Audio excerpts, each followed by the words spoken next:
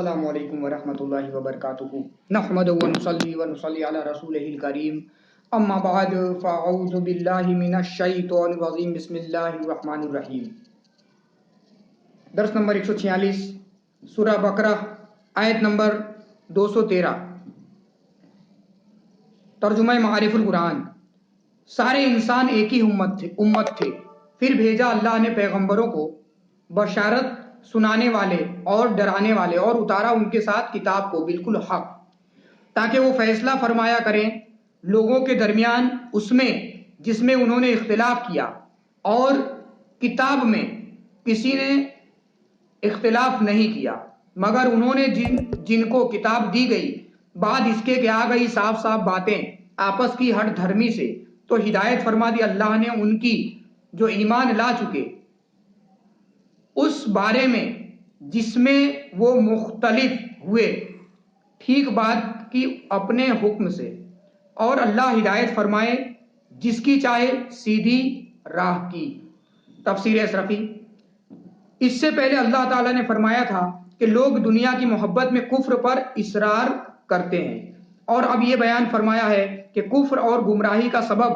نیا نہیں ہے بلکہ پہلے بھی یہی سبب تھا۔ تمام لوگ پہلے دین حق پر تھے، پھر دنیا کی محبت کی وجہ سے انہوں نے ایک دوسرے کے خلاف بغاوت کی اور مختلف فرقوں میں بٹ گئے۔ المختصر، حضرت آدم سے لے کر تقریباً 10 قرنوں یعنی زمانوں تک، جس کا ہر قرن یعنی زمانہ 80 سال کا تھا،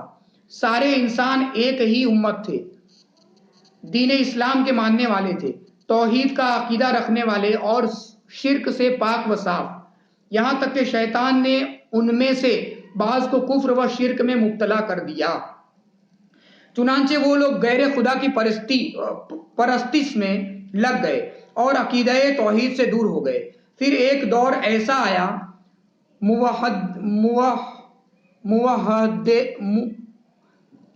موحدین اور مومنین خال خال نظر آنے لگے۔ موحدین اور مومنین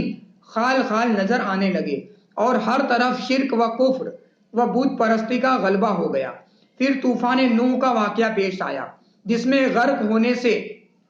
مردوں اور عورتوں پر مشتمل یعنی شامل صرف وہی 80 نفوس بچ سکے جو حضرت نوح کی کشتی پر سوار تھے، اور وہ سب کے سب ایمان اور عقیدہ توحید الہی والے ہی تھے۔ پھر حضرت نوح اور ان کے بیٹے حام، سام اور یافس اور ان کی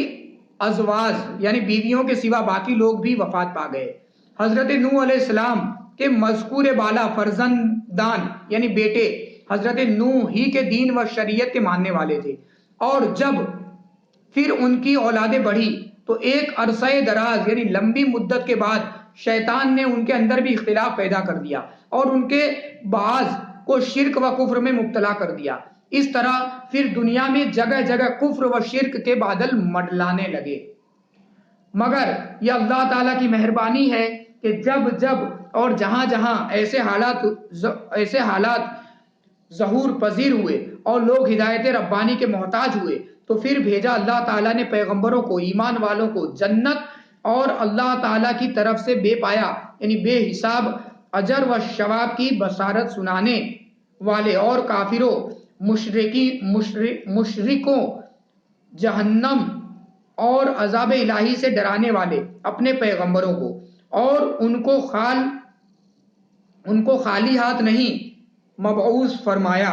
بھیجا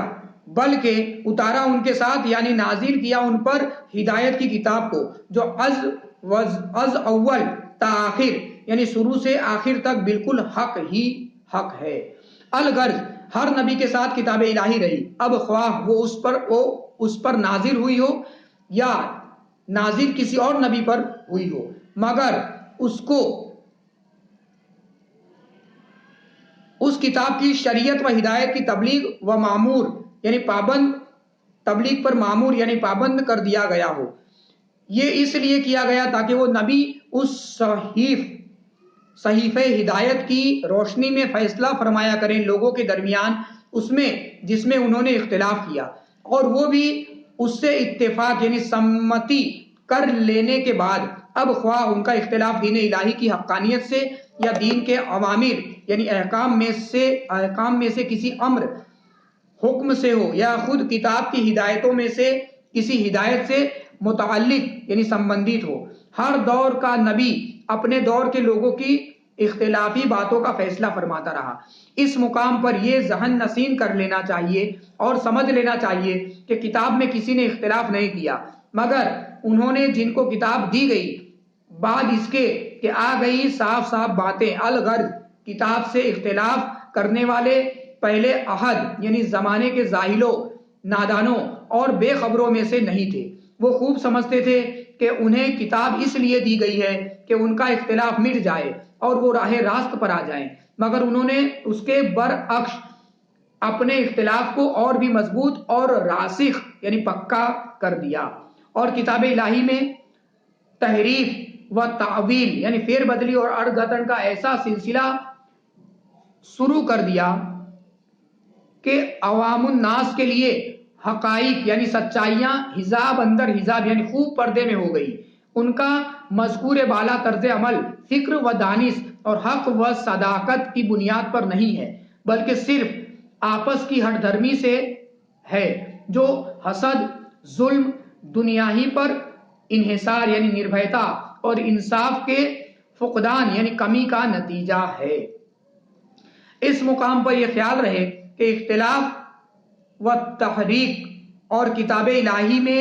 تعویل و تحریف یہ کام ان کے سرداروں اور ان کے روشا امیروں کا تھا، مگر ان کا تابع پیروکار ہونے اور ان کی پیروی کرنے کے سبب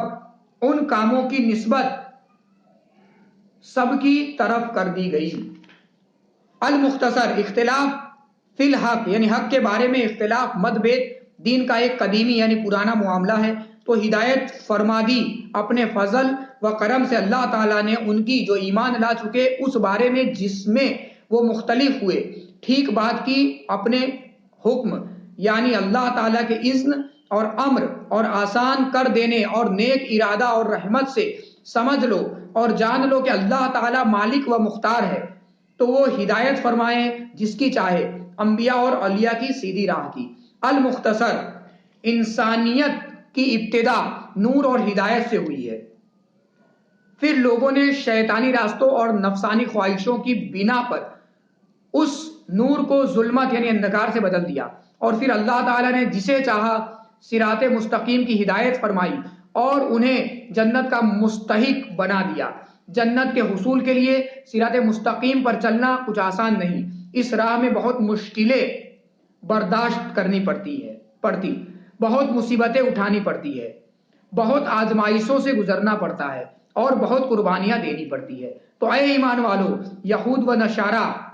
و نصارہ اور مشرکین کی مخالفت، ان کے ساتھ آئے دین کی لڑائیوں، ان کے طعنوں، استہزاء یعنی مذاق اور ان کی فتنہ سامانیوں سے گھبرا نہ جانا۔ ابھی تو تمہارا ایسی آزمائشوں سے سابقہ یعنی پالا نہیں پڑا ہے جن آزمائشوں سے تم سے پہلے مسلمان گزر چکے ہیں۔ الغرض مسلمانوں کی ترقی اور ان کی ہمت افزائیوں کے لیے باختلاف روایت ہجرت کے بعد ابتدائی ایام میں یا جنگ احد کے موقع پر یا جنگ خندق کے موقع پر اس ارشاد الہی کا نزول ہوا۔ صلو علی الحبیب صلی اللہ تعالی علی محمد صلی اللہ علیہ وسلم۔